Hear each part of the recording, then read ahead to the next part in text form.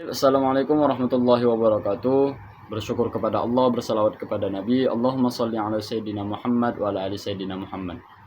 Saya Abdullah Fuad dari kelas Perbankan Syariah 4A akan menyampaikan materi singkat tentang kontemporer ekonomi dan keuangan Islam. Pengertian kontemporer ekonomi.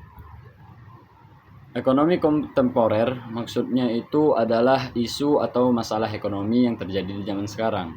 Masalah ini bisa muncul karena perkembangan teknologi, globalisasi, kapitalisme, atau kebijakan pemerintah. Nah, dalam pandangan Islam, ekonomi kontemporer harus diselesaikan dengan cara yang adil dan sesuai dengan prinsip syariah. Jadi, bukan hanya soal keuntungan, tapi juga nilai-nilai seperti kejujuran, tanggung jawab sosial, dan pemerataan. Seperti kayak misalnya itu banyak orang kaya makin kaya, sementara yang miskin makin miskin, makin susah. Jadi Islam hadir dengan solusi seperti zakat, sedekah, dan larangan riba untuk menyeimbangkan keadaan. Lalu kita masuk kepada metode dan model pengentasan masalah perburuhan. Masalah perburuhan itu tentang hubungan antara pekerja dan pemberi kerja. Yang sering terjadi itu kayak upah nggak layak, kerja terlalu lama cuman gaji tidak sesuai, buruh nggak dapat jaminan, ya, atau pemecatan yang suka-suka, sewenang-wenang. Jadi di dalam Islam buruh dipandang sangat mulia. Rasulullah SAW pernah bersabda juga, bayarlah upah kerja sebelum kering keringatnya. Hadis riwayat Ibnu Majah. Maksudnya itu Islam sangat menekankan agar buruh diperlakukan adil dan dihormati, bukan kayak babu ya, jangan berperilaku kepada mereka itu seperti binatang gitu, seperti benda. Mereka itu juga manusia, karena di dalam misalnya kita saling pekerja dan memberi pekerjaan itu kan salah satu nolong-menolong. Jadi tidak ada kayak babu membabu. Nah, jadi Islam pun juga memberi solusi. Kalau misalnya sistem bagi hasil itu harus ada kontrak kerja yang jelas dan upah layak dan tidak menindas, dan jangan pernah terlambat untuk memberi upah mereka. Lalu kita masuk kepada upaya sistematis mengentaskan kemiskinan. Kemiskinan dalam Islam bukan cuma masalah ekonomi, tapi juga masalah tanggung jawab sosial dan moral. Nah, kalau jadi ukuran orang miskin itu mereka tidak sanggup, bahkan mereka tidak sanggup untuk membeli bahan baku, itu termasuk miskin juga ya. Islam nggak hanya nyuruh orang miskin bersabar, tapi juga kasih solusi nyata untuk mengurangi kemiskinan. Cara Islam mengatasi kemiskinan tersebut, salah satunya itu yang kaya-kaya membayar zakat. Jadi zakat itu wajib dari harta orang kaya untuk diberikan kepada orang miskin. Ada juga infak dan sedekah. Nah, kalau infak sedekah ini sukarela, zakat tadi wajib, infak sukarela. Tapi infak ini juga sangat dianjurkan oleh Rasulullah SAW. Ada juga wakaf, harta produktif untuk kepentingan umum. Ada juga Baitul Mal, lembaga pengelolaan dana umat, Baitul Mal. Dan ada juga pertumbuhan ekonomi versus dengan pemerataan ekonomi. Kadang ekonomi negara tumbuh, tapi hanya segelintir orang yang merasakan manfaatnya.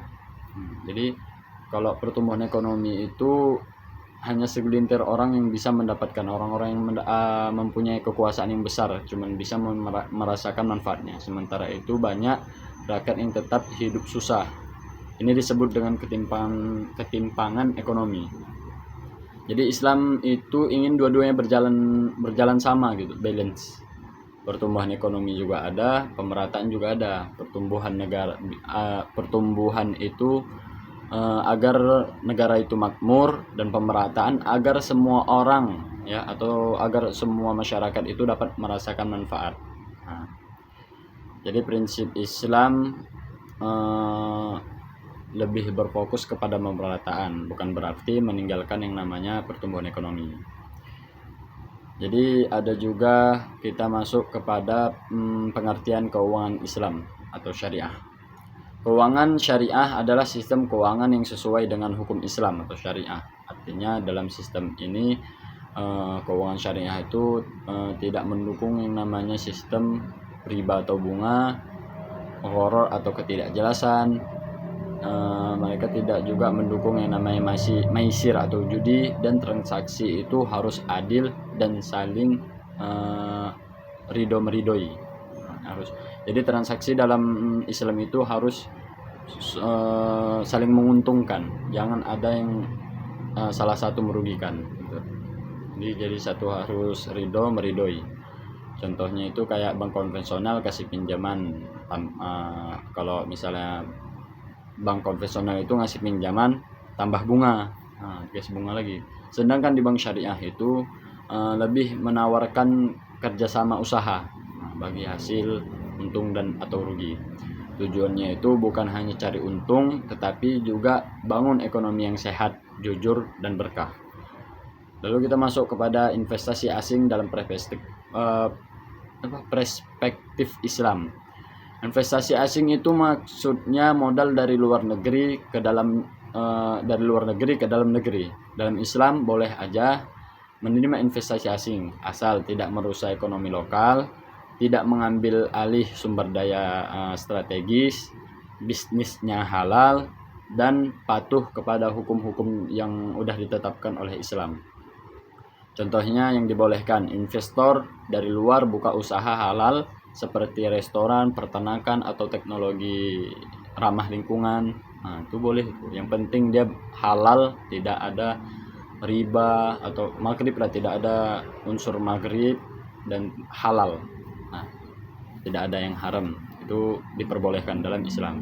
Yang tidak boleh itu investasi dalam bisnis alkohol, riba, judi, atau merusak lingkungan. Lalu kita masuk kepada etika profesi akuntansi dalam perspektif Islam. Akuntansi itu pekerjaan yang berhubungan dengan mencatat dan melaporkan keuangan. Dalam Islam, pekerjaan ini punya tanggung jawab besar karena berhubungan dengan kejujuran dan amanah. Jadi nilai-nilai etika Islam itu dia harus jujur, amanah, tidak suka menipu atau tidak suka memanipulatif, orangnya bertanggung jawab dan transparan. Tidak ada yang dirondo-rondokkan. Lalu kita masuk kepada asuransi konvensional dan asuransi syariah dalam perspektif Islam. Asuransi konvensional biasanya dianggap mengandung gharar, riba, dan maisir. Makanya banyak ulama yang tidak menyetujui dengan asuransi model konvensional ini.